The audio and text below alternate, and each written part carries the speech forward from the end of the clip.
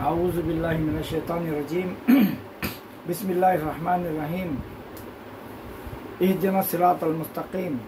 अस्सलामु अलैकुम रहमतुल्लाहि व बरकातहू। मेरे आवाज़ के सुनने और वीडियो देखने वाले तमाम मुसलमान भाइयों से मेरी ये अपील है कि आज जो हालात फ़लस्तीन के अंदर फ़लस्तीनी मुसलमानों के साथ पेश आ रहे हैं, उनके लिए दुआ करें आफियत की, उनके जान और माल व इज़्ज़त व आबरू की हिफाजत की। क्योंकि आलमी बिरादरी जो इस्लाम मुखालिफ हैं, जैसे यूरोप कंट्री, इसमें पेश अमेरिका, ये तमाम मुमालिक आज फ़लस्तीन को मिटाने के लिए मैदान में आ चुके हैं। तो मुसलमान भाइयों, हम जिस मुल्क में रहते हैं वो जमहूरी है। हम फ़लस्तीनी मुसलमान भाइयों के लिए दुआ के अलावा कुछ नहीं कर सकते। अगर हम ये भी ना करें तो हमारे से बड़ा नामुराद और निकम्मा कोई नहीं। एक हदीस पाक का मफहूम है, हुजूर पाक अलैहिस्सलातु वस्सलाम फरमाते हैं, दुनिया में बसने वाले मुसलमान ऐसे हैं जैसा एक इंसान का जिस्म, पाँव की उंगली को अगर कुछ जख्म आए तो इसका एहसास दिमाग तक होता है। इसी तरह दुनिया के किसी भी मुल्क के अंदर किसी मुसलमान के ऊपर कोई आफत आए, उस पर जुल्म हो, तो उसका एहसास तो दुनिया के दूसरे कोने में रहने वाले मुसलमान को उसका एहसास हो। ये मुसलमानों का आपस में एक रिश्ता है कलमे की निस्बत से।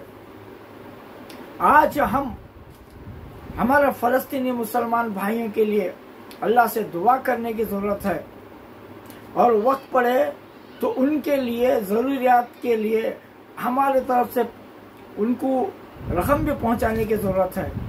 माली तौर पर उनकी मदद करने की ज़रूरत पड़े तो हमें वो भी करने की ज़रूरत है। अब मैं ये किस्सा आपको बताऊंगा कि आखिर ये इसराइल और फ़लस्तीन है क्या। दूसरी जंग अजीम जब ख़त्म हुई तो यहूद और नसारा ने, खासकर अमेरिका, इंग्लैंड और यूरोप के मुमालिक ने हमारे साथ एक चाल चली, यानी अरब के मुसलमानों के साथ एक चाल चले। वो क्या? यूएनओ की बुनियाद दूसरी जंग अजीम के ख़त्म होने के बाद रखी, यूनाइटेड नेशन ऑर्गेनाइजेशन के नाम से, बल्कि इसके अंदर 57 मुल्क शायद इसके अंदर मौजूद हैं। तो इन्होंने एक चाल ऐसी चली कि यहूदियों को बसाने के लिए फ़लस्तीन का खित्ता चुना। फ़लस्तीन के खित्ते में लाकर अरबों से ये कहा कि इनको कुछ दिन के लिए यहाँ पर क़ियाम करने की इजाज़त दो, ताकि हम जितने भी यहूदी हैं तमाम को ले जाकर इकट्ठा कर दूसरी जगह इनको अमन के साथ रहने के लिए मौका दें। तो अरबों ने इनको इस बात को मान ली, और अरबों की भी हालत उस वक्त ऐसी थी गोया उनके पास कोई ताकत नहीं, कोई दौलत नहीं, कोई बादशाहत नहीं, कुछ भी नहीं। तो इन्होंने दबाव में आकर इन्होंने फ़लस्तीन के अंदर उन्हें यहूदियों को रहने के लिए जगह दे दी। अब मैं एक नक्शे के साथ आपको समझाने की कोशिश करूंगा, इंशाअल्लाह आपके समझ में आएगा। अब देखें, ये जितना भी इधर नक्शा नजर आ रहा है ये सारा का सारा फ़लस्तीन है। तो फ़लस्तीन के अंदर यहूदियों को यहाँ पर लाकर शुरू में बसाया गया था, कुछ लाख यहूदियों को। फिर दुनिया के अंदर जितने भी यहूदी थे इन तमाम को लाकर यहाँ पर पूरे का पूरा इकट्ठा कर दिया। इकट्ठा करने के बाद उस्मानिया सल्तनत के जो आखिरी बादशाह थे उनके पास एक यहूदी खासिद जाकर उनसे कहता है कि हम यहाँ की ज़मीन खरीद कर अपना शहर बसाना चाहते हैं, आप इसकी कीमत बताएं। उस वक्त तक फ़लस्तीन का पूरा खित्ता भी तुर्की के हाथ में था, उस्मानिया सल्तनत के हाथ में था। तो उस वक्त के सुल्तान ने उन्हें यह कहकर रवाना कर दिया कि ये बेचने की जगह नहीं है, जितना देर तक तुम हो सुकून से रहो, उसके बाद जहाँ जाना चाहते हो जाओ, और दोबारा आए तो ज़मीन को खरीदने के इरादे से मत आना। यह कहकर उस बादशाह ने उनके निकाल दिया। फिर उन्होंने यहाँ पर अपनी नाकामी को देखकर यहाँ के जो मुसलमान शहरी थे, उनको लालच देकर दुगनी तिगनी चौगनी रकम देकर ज़मीनें खरीदना शुरू किए। तो खरीदने के बाद इतना इलाका इन्होंने खरीद लिया। खरीद कर यहाँ पर इन्होंने इसराइल के नाम से अपनी एक हुकूमत बना ली। फिर उसके बाद ज़बरदस्ती करते करते करते पूरा खित्ता इन्होंने हथिया लिया, नाजायज़ कब्जा कर लिया। अब फ़लस्तीन कितना रह गया, यहाँ पे यह फ़लस्तीन रह गया और ये यहाँ पर गाज़ा पट्टी जिस पर आज लड़ाई हो रही है। ये देखिए, यहाँ से लेकर यहाँ तक सारे का सारा खित्ता इसराइल के हद में आता है। यहाँ पर न खाने पीने की कुछ जगह जाने के लिए इन्हें छोड़ा और ना पानी की सहूलत इसने की। पानी की लाइन भी काट दी, बिजली की लाइन भी इसने काट दी और ये सारे का सारा समंदर है। अब इस समंदर के अंदर यह हमारा खुला हुआ दुश्मन जो है अमेरिका अपने दूसरे साथियों के साथ ये पूरे इलाके को कवर करने निकल पड़ा है ताकि समंदर के रास्ते से गाज़ा पट्टी के रहने वाले मुसलमानों को कोई मदद ना पहुंच सके। तो ये पूरी एक चाल है फ़लस्तीन का पूरा इलाका कब्जा करने के लिए। फिर बाकी का जितना भी अरब ममालिक का इलाका है पूरा कब्जा करने के लिए ये यहूदियों की और इसराइलियों की और सलेबियों की एक चाल है। इस चाल को हमें नाकाम बनाने की ज़रूरत है। अल्हम्दुलिल्लाह ये नाकाम बनाने के लिए गाज़ा की जो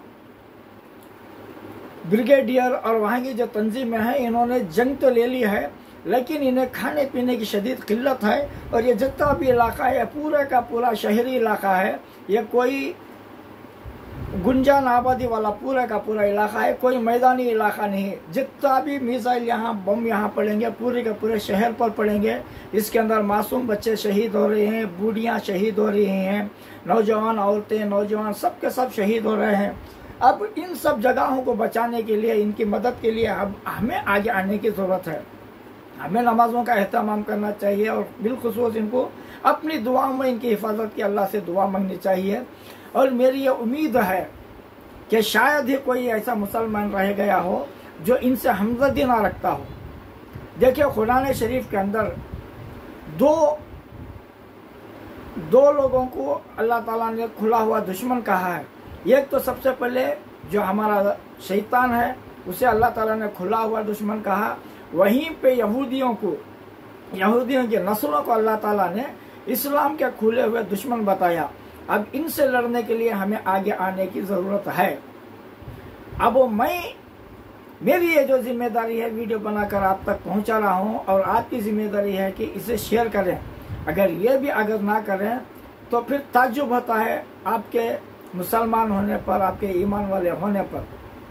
और हमारे मुल्क का आज जो प्राइम मिनिस्टर है, मैं पहले अपनी वीडियो में बता चुका हूं कि आरएसएस इसराइल की नाजायज औलाद है और उसी औलाद में से ये आरएसएस का भी कारिंदा आता है। जो हमारा प्राइम मिनिस्टर है वो भी आज खुले तौर पर इसराइल की मदद करने का ऐलान कर चुका है। जबकि इसी पार्टी से ताल्लुक़ रखने वाले पिछले पीएम साबिक़ वज़ीर आज़म अटल बिहारी वाजपेयी जी लाल किले के अंदर अपने एक स्पीच में बोले कि यहूदी ने, इसराइल ने फ़लस्तीन के ऊपर नाजायज़ कब्जा करके उनकी ज़मीनों को हथिया लिया है। इसे हमारी तरफ से वार्निंग है कि छोड़ के जाना पड़ेगा। ये भी उसी तंजीम से, उसी पार्टी से आते हैं, लेकिन उनके अंदर हक और नाहक की पहचान थी। लेकिन ये नरेंद्र मोदी के अंदर पूरे का पूरा तासुब और दुश्मनी लेकर है। तो मेरे भाई और दोस्तों, हुकूमत के ऊपर आप कोई आस ना लगाएं। ये तो पूरे का पूरा तासुब खोल है। हमें और आपको ही इनके लिए कुछ मदद करने की ज़रूरत है।